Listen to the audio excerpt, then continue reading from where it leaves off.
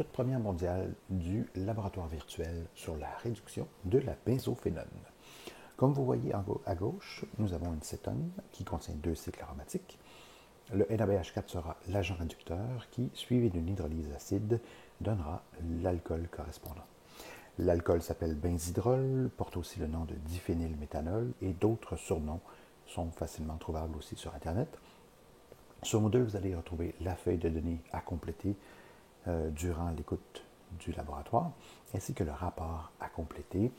La version électronique du rapport doit être déposée d'ici vendredi prochain à 22 heures. Bon labo. L'expérience que nous allons faire aujourd'hui est une procédure tirée d'un PDF trouvé en ligne pour un cours universitaire, le Chem 360. La procédure est en anglais, mais je vais vous la déposer sur Internet, sur Moodle, pour que vous puissiez la regarder et la comparer avec ce qu'on va faire. Il est très similaire à ce que nous allons faire, sinon que il y a une chose qui est différente, c'est que ici, il n'y a pas de cristaux de diphénylméthanol qui ont été formés durant le laboratoire. C'est resté une huile dans le solvant ou une phase organique liquide, mais c'est pas grave. À partir du moment où on a rajouté de la glace, vous allez voir, les cristaux sont apparus. Et donc, vous pourrez consulter ce PDF-là en ligne sur Moodle. Allons commencer l'expérience. Alors, pour démarrer l'expérience, puisqu'on va utiliser un ballon de 25 ml, on va prendre une pince et une noix et on va les attacher ensemble. Une fois que c'est bien sécurisé, on va prendre l'autre bout et on va l'attacher sur la tige de métal en haut de la plaque agitatrice et plaque chauffante. On serre, on ajuste comme il faut. Puis là, la pince au centre, on peut la placer au milieu pour s'assurer que le ballon soit au-dessus du barreau aimanté magnétique. Donc, on prend le ballon, on le tient bien jusqu'à temps que la pince soit serrée comme il faut. On vérifie qu'il est bien centré. On peut ouvrir les écrous bien au milieu. C'est super important. On peut le coller ou pas, là. On peut le laisser descendre, dépendamment de la hauteur qu'on a besoin d'avoir, de l'expérience. Pour déposer le barreau magnétique, on ne le lance pas dans le ballon parce que ça peut facilement fracasser le fond, là. On va pencher le ballon, le faire glisser sur les parois. Beaucoup moins de force appliquée sur le fond du ballon. Ensuite, on peut démarrer l'agitation, puis voir si la rotation du barreau magnétique est à la bonne vitesse, puis que le ballon est bien placé. Ensuite, ce qu'on va faire, c'est que pour peser notre solide, qui est notre benzophénone, on va prendre un papier, on va le plier en deux, ça va être plus facile de le transporter. On remet le papier à zéro pour que la balance n'ait pas le poids du papier. On prend la benzophénone, puis on en transfère 1,35 g. On y va tranquillement, petit peu par petit peu. Puis on essaye de ne pas dépasser, parce que sinon on va être pris avec un surplus, puis le surplus, on ne peut pas les remettre dans la bouteille. Donc on y va et on ajuste comme il faut. Quand on atteint 1,35 g, c'est parfait. La poudre était bien placée, tout sur le papier. On en garde un tout petit peu dans une éprouvette pour pouvoir faire une chromatographie de suivi. Donc on met quelques grains, c'est suffisant. On prend le papier, on l'amène jusqu'à la hotte.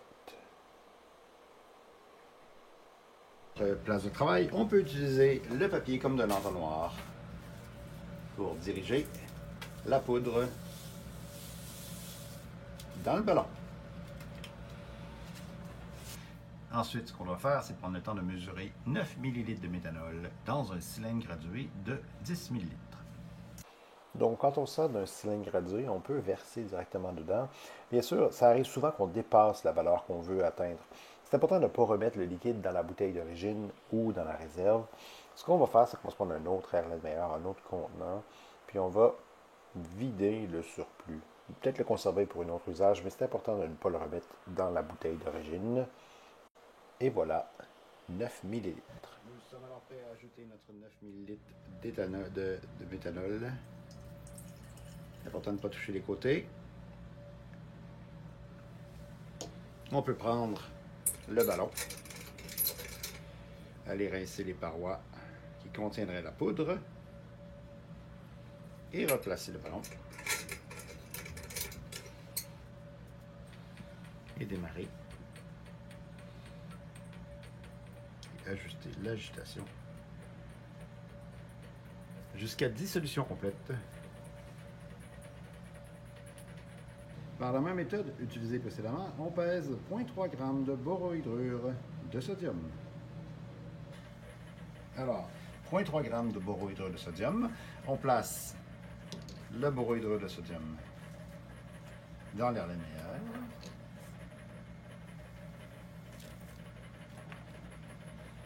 Et on ajoute l'eau.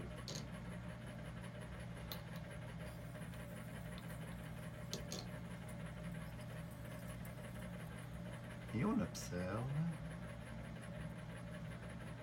une dissolution.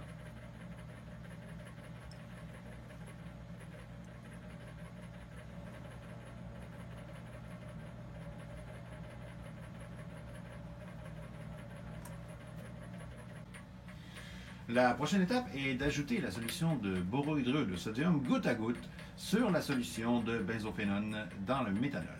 Ça, c'est de l'eau, ça, c'est du méthanol. Les deux sont légèrement solubles ensemble, et donc ça devrait former une seule phase.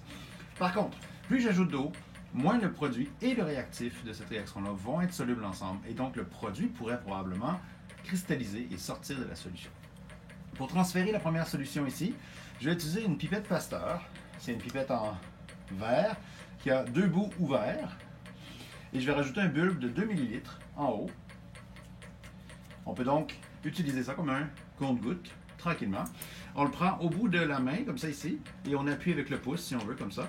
Ça assure un meilleur contrôle pour l'ajout. Alors, allons-y avec l'addition. On la fait tranquillement, même si cette portion-là est accélérée. On y va goutte à goutte, on vérifie que la solution reste claire. Si elle devient turbide ou un peu opaque, on attend, ça devrait se clarifier. On continue l'addition jusqu'à temps qu'on a additionné tout le NaBH4. Pendant que la réaction tourne, c'est le temps de faire un suivi par chromatographie pour voir l'avancement de la réaction. On prépare un standard de la benzophénone en ajoutant quelques gouttes d'acétate d'éthyle au grain qu'on avait sauvegardé au tout début. Pour la chromatographie, vous prenez un bécher de 150 ml, vous prenez 20% d'acétate d'éthyle dans l'hexane, donc 2 ml sur 10 ml au total. Vous versez à l'intérieur, votre chambre est maintenant prête avec 10 ml d'éluant. Vous placez un verre de monde par-dessus et il est maintenant temps de préparer votre plaque de chromatographie. Sur une plaque que vous préparez en plaçant une ligne à environ 1 cm du bord pour avoir bien sûr une ligne en bas de départ. Vous placez doucement le réactif qui est la benzophénone, notre standard ici dans l'éprouvette, un co-spot qui va contenir le réactif de départ mais aussi le mélange réactionnel ou le produit si vous voulez. J'ai préparé un capillaire pour aller chercher le réactif dans le bas. Alors en premier on place le réactif de départ qu'on place aussi sur le co-spot. On s'assure d'en avoir vraiment mis à chaque endroit. Excellent. Et ensuite, on va rechercher avec un autre capillaire le produit de réaction.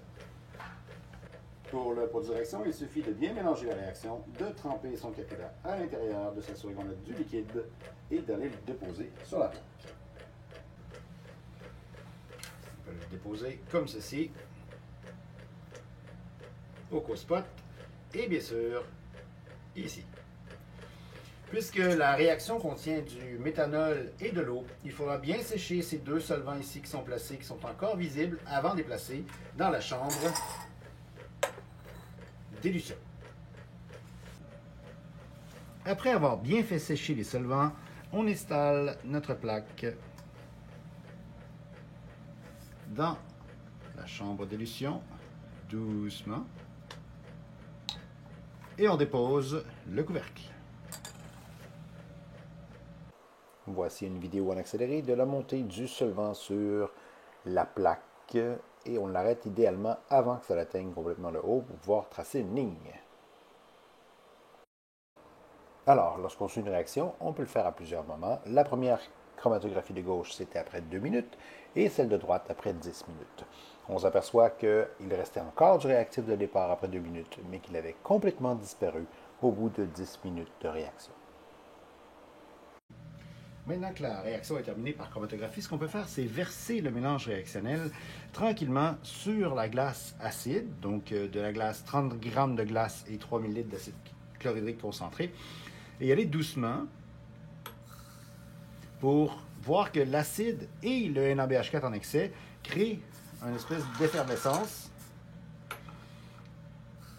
Donc ça, c'est la destruction de l'excès de NaBH4. Et en plus, notre produit final n'est pas soluble dans l'eau et donc précipite sous une forme de cristaux.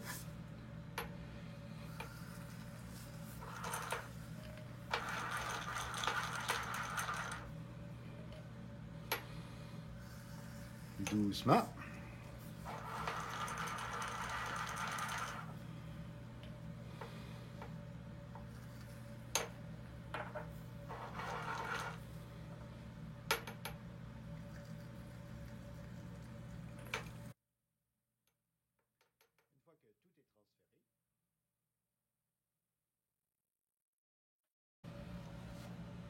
Maintenant que tout est ajouté et qu'on a un barreau magnétique, on peut le placer sur la plaque pour brasser.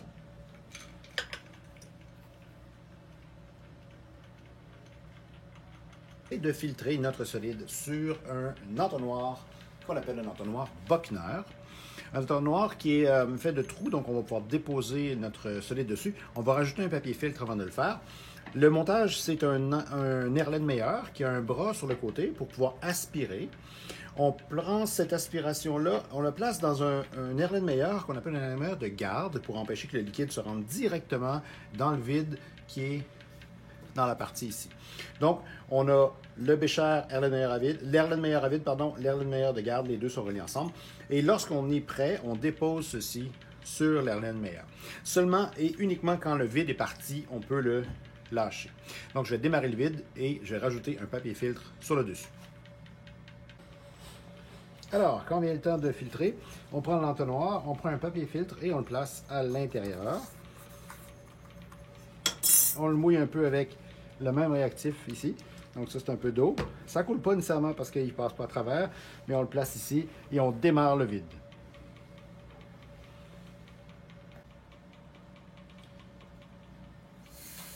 Alors, une fois qu'on démarre le vide, ce qu'on s'aperçoit, c'est que le papier filtre tient bien à l'intérieur. Le liquide a un petit peu coulé ici. On va prendre notre solide qui est là et on va le verser juste ici pour transférer tout le solide avec la spatule.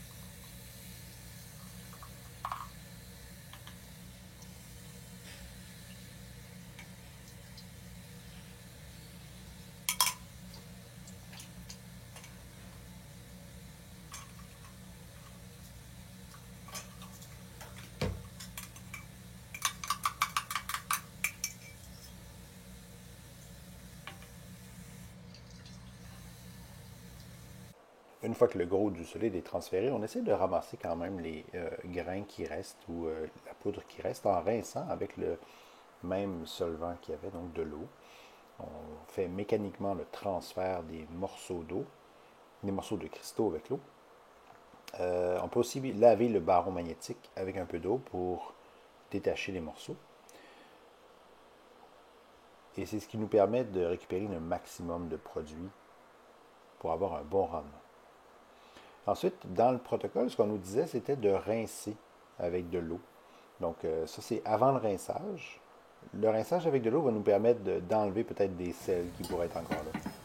Donc, ce qu'on fait, 2 portions de rinçage de 15 ml avec de l'eau distillée. Donc, la première, la deuxième.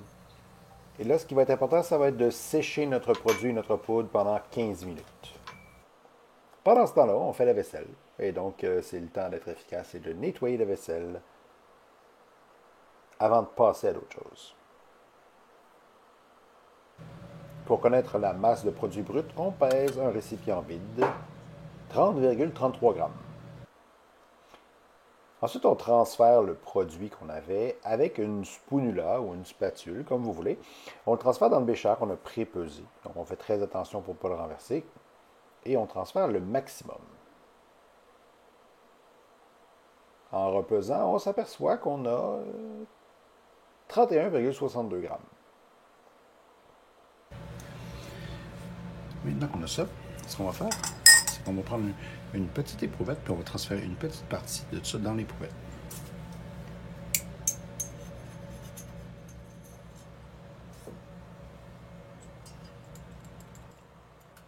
Et ça va être notre produit brut. Il ne reste plus qu'à le purifier par recristallisation. Alors, pour faire une recristallisation, ça prend un cristal, bien sûr.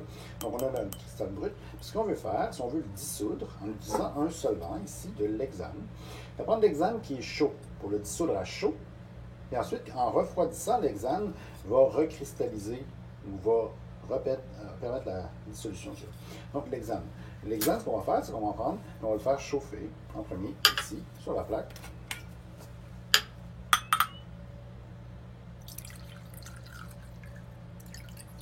Une certaine quantité, donc environ 30 ml, ici. Puis on va partir la chaleur ici.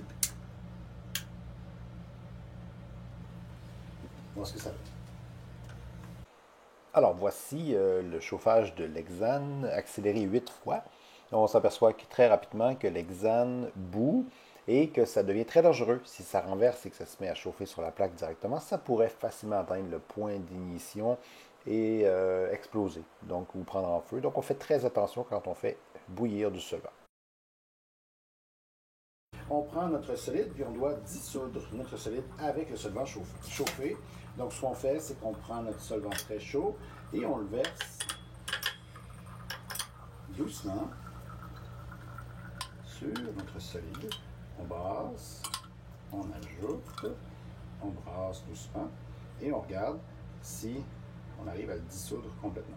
Si on n'arrive pas, on en rajoute. Et bien sûr, notre solvant il est plus chaud. Donc, ce qu'on fait, c'est qu'avant d'en rajouter l'autre, on va le chauffer encore.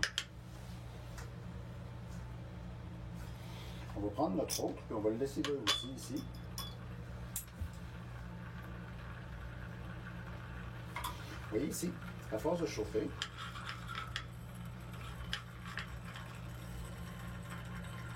en le réchauffant, le solide se dissout. Il y en a de moins en moins.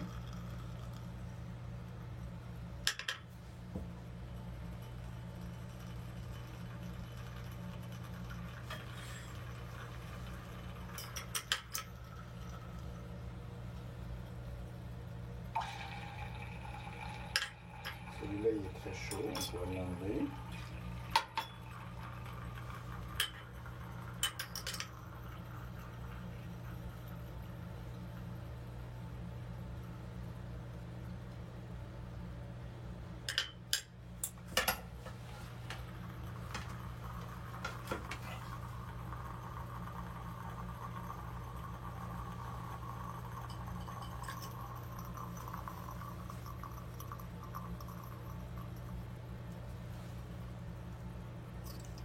On l'inspecte pour la présence de solide.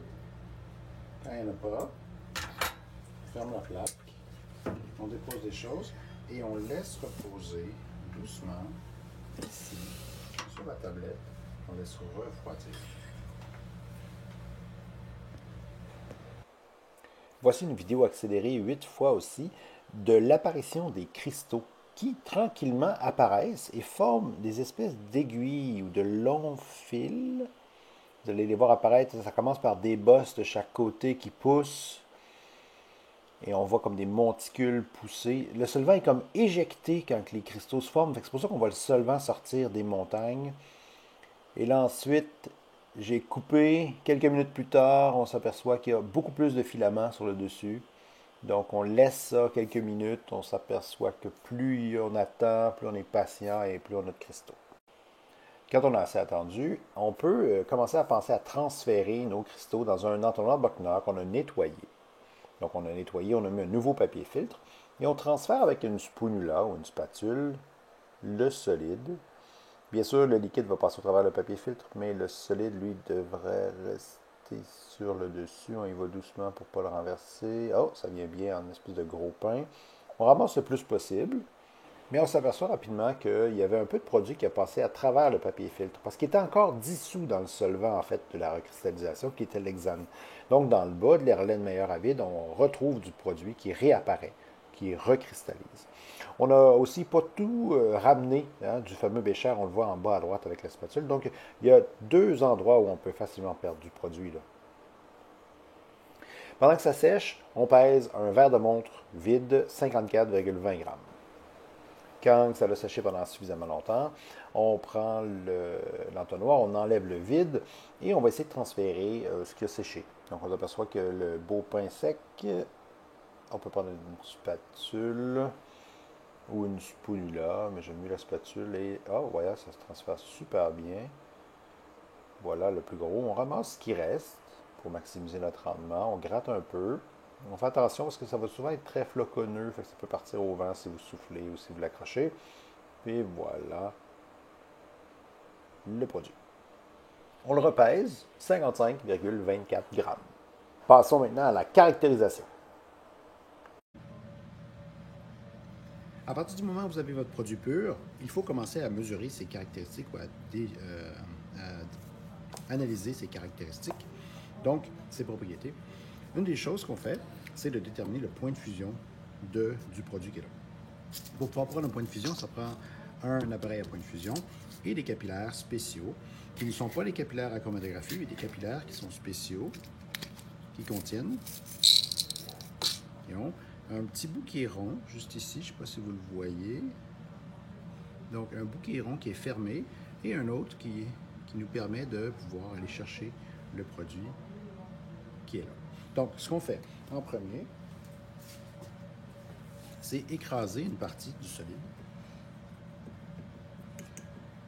On le veut le plus homogène possible, puis on va l'écraser. Si ça ne fonctionne pas, vous prenez la spatula. La spatula.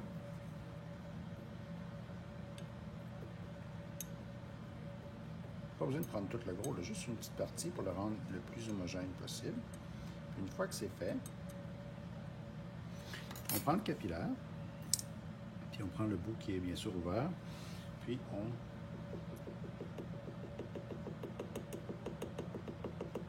Et ce qu'on vise à avoir, c'est 3 à 5 mm maximum. Donc, on vise à avoir une certaine quantité de 3 à 5 mm juste ici. Là, en fait, ce qu'on fait, on le fait descendre.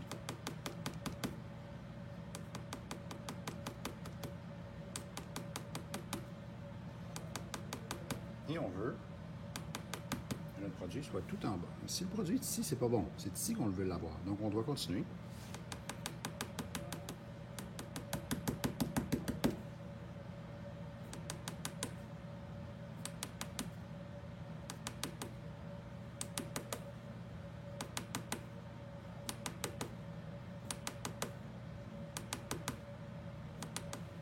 Ça peut être long, mais une fois que c'est bien fait, il n'y en a plus ici, puis tout est ici, puis c'est de 3 à 5 mm.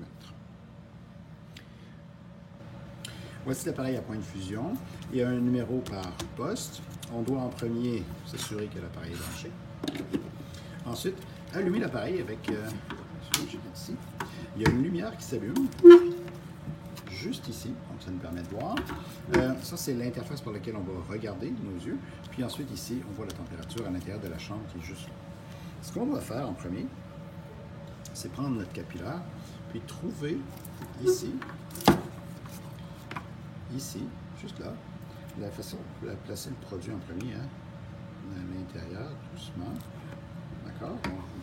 Jusqu'à temps qu'on voit à l'intérieur, voir le produit passer.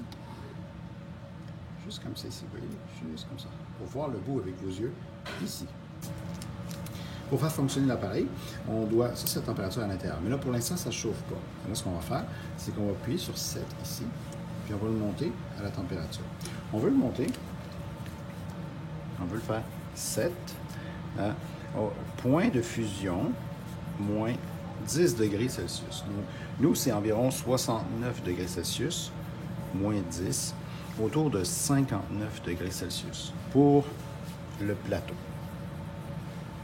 Donc, on appuie ici. Les deux doigts en même temps. 59. Et on lâche. Mais là, il ne va rien se passer. Il faut appuyer sur Start. Et là, on voit qu'il y a le chauffage qui démarre. Ça va chauffer très rapidement.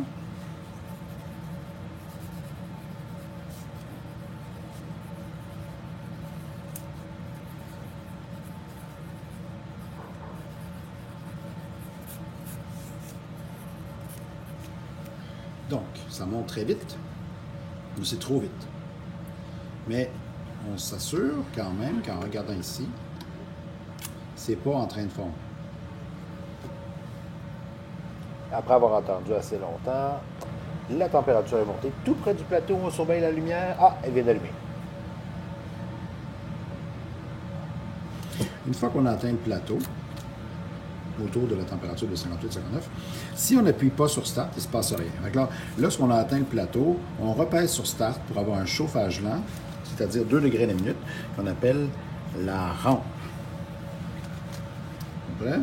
Là, ce qu'on va faire, c'est qu'on va placer ici la caméra pour voir comme il faut. Donc, on appuie sur Start.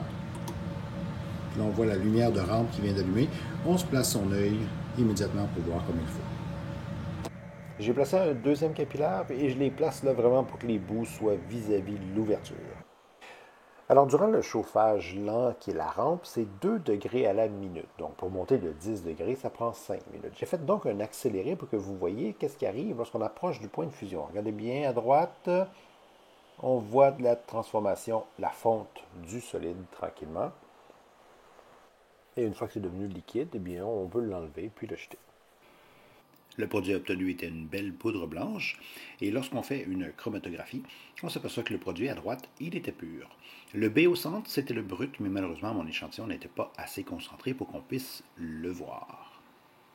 Alors, maintenant que vous avez complété l'écoute de la vidéo, je vous propose de vérifier si votre feuille de données est complète. Sinon, vous pouvez réécouter la vidéo. Allez voir le fichier de rapport. Allez voir les questions qui sont posées. Complétez les tableaux stoichiométriques, répondez aux questions. Soumettez le rapport vendredi prochain, 22h au maximum, en version électronique sur Moodle. Si vous avez des questions entre-temps, n'hésitez pas, je suis là pour ça. À bientôt.